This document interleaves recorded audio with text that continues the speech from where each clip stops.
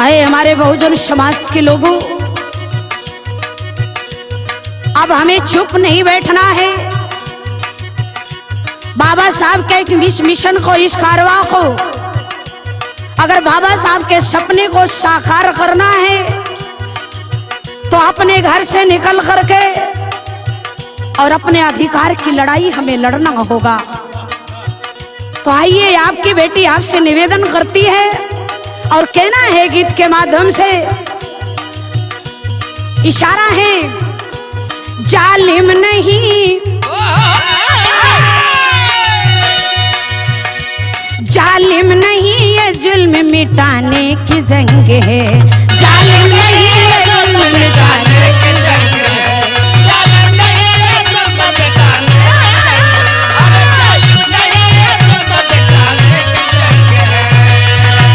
जालिम नहीं ये जुल्म मिटाने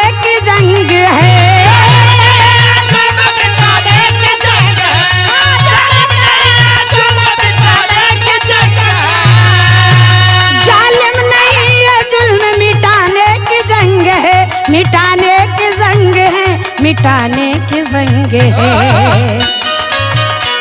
टूटे हुए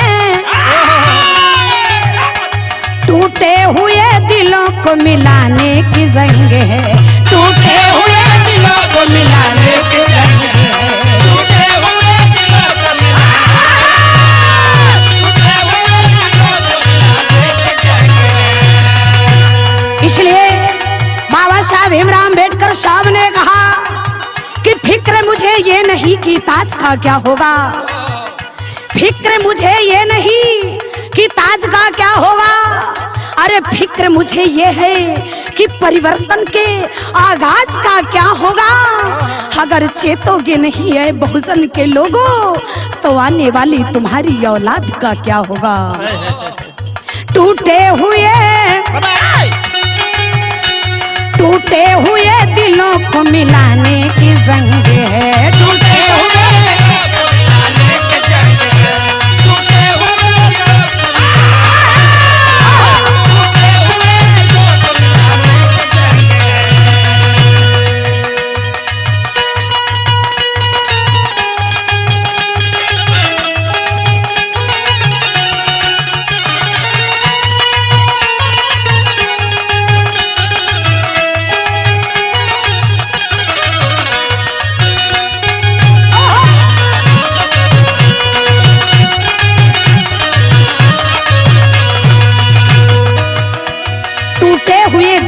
मिलाने की जंग है।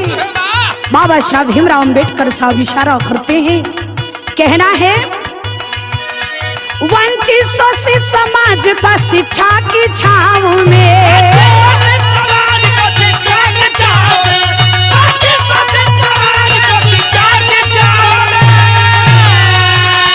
जो दीवान किया मुक्त है दुश्मन की दाव से,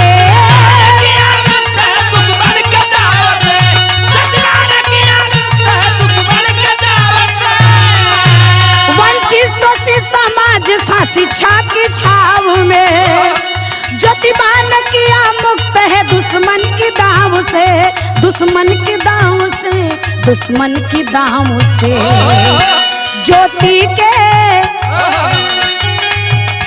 ज्योति के उस दिए को जलाने की जंग है, ज्योति के उस दिए को जलाने की जंग है, ज्योति के उस दिए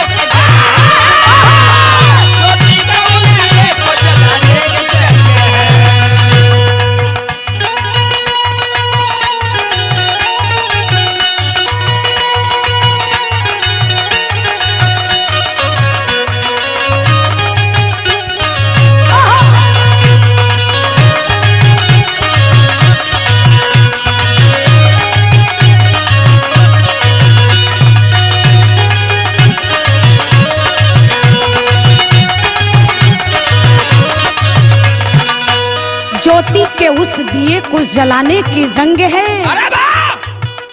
साहू ने बाबा साहब के सिर भार दे दिया,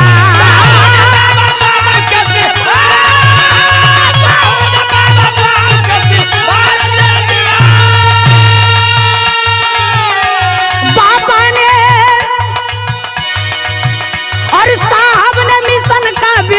स्वीकार कर लिया।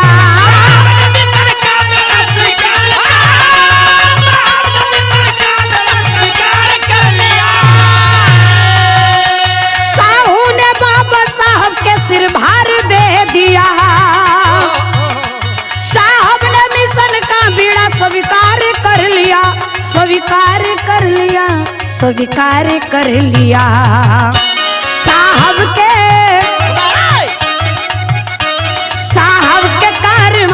साहब के कारमा को बढ़ाने की जंग है।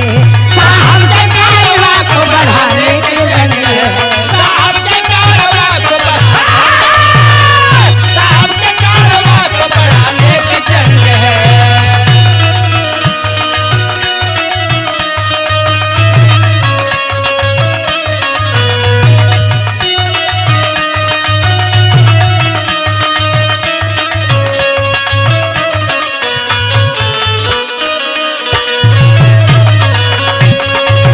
बोलो बोलो बोलो बोलो जय जय भीम।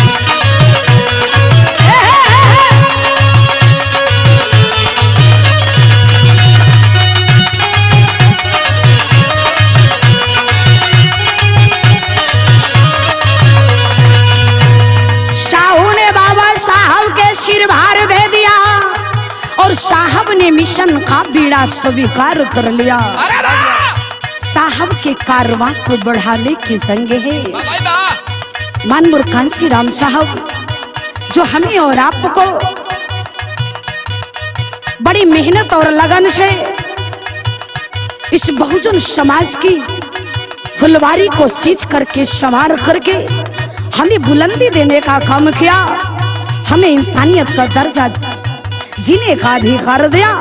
इसलिए कहना है साहब ने भागीदारी का नारा अटल दिया। भागीदारी का नारा, भागीदारी का नारा अटल दिया। बहुजन ये अपने साहब के पीछे चल दिया।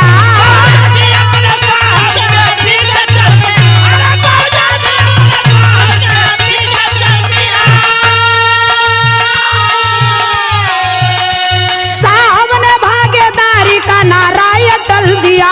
बहुजन ये अपने साहब के पीछे चल दिया। हाँ पीछे चल दिया, हाँ पीछे चल दिया। हक खोया, हक खोया जो सभी का दिलाने की जंग है। हक खोया जो सभी का दिलाने की जंग है।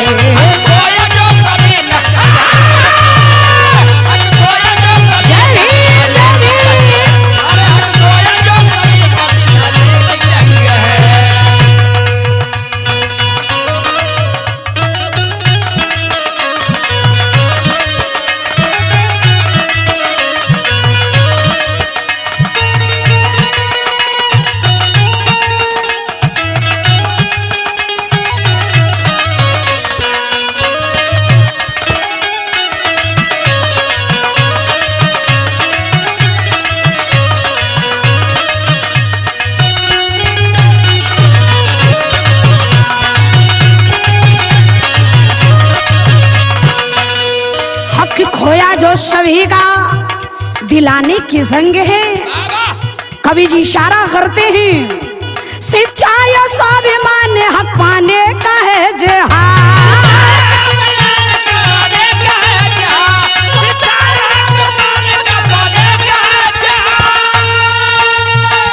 दुखियों के पैगंबर मेरे साहब को जिंदाबाद। दुखियों के पैगंबर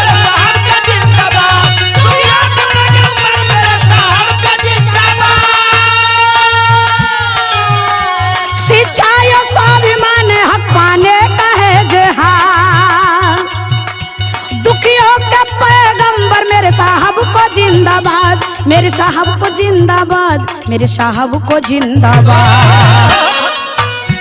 परिवर्तन परिवर्तन इस समाज में लाने की जंग है।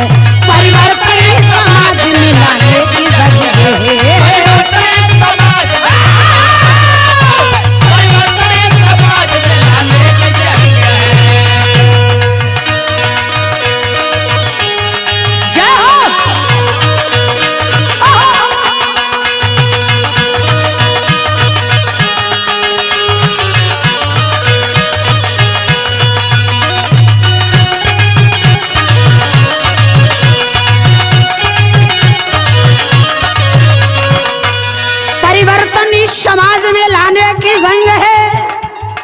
और ये मालती राव इशारा करती हैं, समता मूलक समाज की जागेगी कल्पना।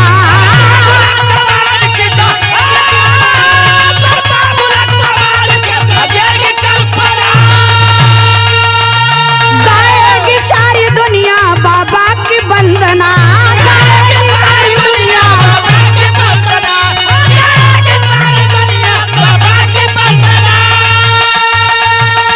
समता मूलक समाज की जागेगी कल्पना, गाएगी सारी दुनिया ये बाबा की वंदना, बाबा की वंदना, बाबा की वंदना। भूले को रास्ते पे, भूले को रास्ते पे लाने की जंग है, भूले को